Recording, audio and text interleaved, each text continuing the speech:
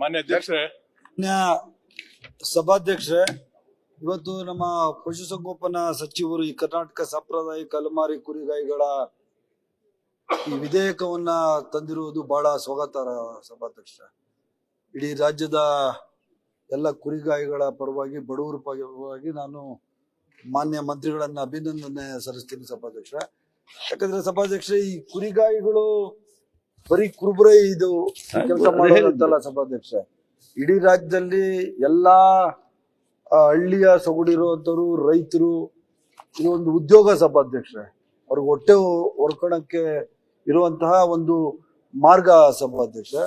ಬಹಳ ಸಾಂಪ್ರದಾಯಿಕವಾಗಿ 100 ವರ್ಷಗಳ ಇತಿಹಾಸ ಇರುವಂತದ್ದು ಈ ಕುರಿಗಾಯಿಗಳ ಕೆಲಸ ಸಭಾಧ್ಯಕ್ಷರೇ.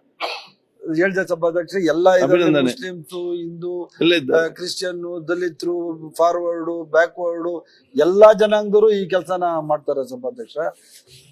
ಇದ್ರಲ್ಲಿ ಮುಖ್ಯವಾಗಿ ಒಂದೇನು ಅಂದ್ರೆ, ಈ ಕುರಿಗಾಯಿಗಳು ಪಾಪ ಅವ್ರಿಗೆ ಕದೀತಾರೆ ಸಭಾಧ್ಯಕ್ಷ. ಕುರಿಗಳು ರಾತ್ರೋರಾತ್ರಿ ಕುರಿಗಳು ಕತ್ಕೊಂಡು ಹೋಗ್ಬಿಟ್ಟು ಸಭಾಧ್ಯಕ್ಷ, ಒಂದು 4 ತಿಂಗಳ ಮುಂಚೆ ಸಭಾಧ್ಯಕ್ಷ ಬಾಗಲಕೋಟೆಯಲ್ಲಿ ಒಬ್ಬನ ಮರ್ಡರ್ ಮಾಡ್ಬಿಟ್ರು ಸಭಾಧ್ಯಕ್ಷ.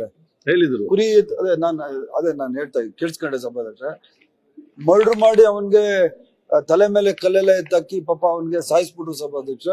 ಅವರಿಗೆ ಕಾನೂನಾತ್ಮಕವಾಗಿ ರಕ್ಷಣೆ ಕೊಡ್ಬೇಕು ಸಭಾಧ್ಯಕ್ಷ. ಅವ್ರು ಕಂಪ್ಲೇಂಟ್ ಕೊಟ್ರೆ ಅದ್ ಕೂಡ್ಲೆ ಅದನ್ನ ಆಕ್ಷನ್ ತಗೋಬೇಕು.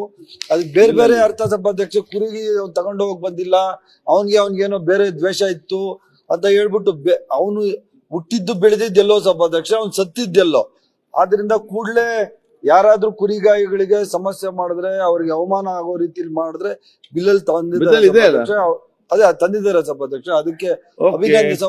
ಮತ್ತೆ ಸಭಾಧ್ಯಕ್ಷ, ಆ ಗನ್ ಲೈಸೆನ್ಸ್ ಸಭಾಧ್ಯಕ್ಷ, ಅವ್ರಿಗೆ ಕುರಿಗಾಯಿಗಳಿಗೆ ಅವ್ರ ಗನ್ ಲೈಸೆನ್ಸ್ ಈಸಿಯಾಗಿ, ಈಗ ಕೂರ್ಗಲ್ಲೆಲ್ಲ ಈಸಿಯಾಗಿ ಸಿಕ್ಕಂಗ್ ಮಾಡ್ತಾರೆ.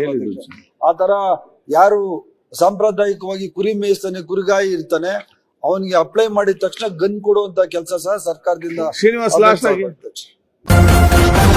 ನ್ಯೂಸ್ ಫಸ್ಟ್, ನಿರ್ಭೀತಿಯಿಂದ ನಿಮ್ಮ ಪರವಾಗಿ.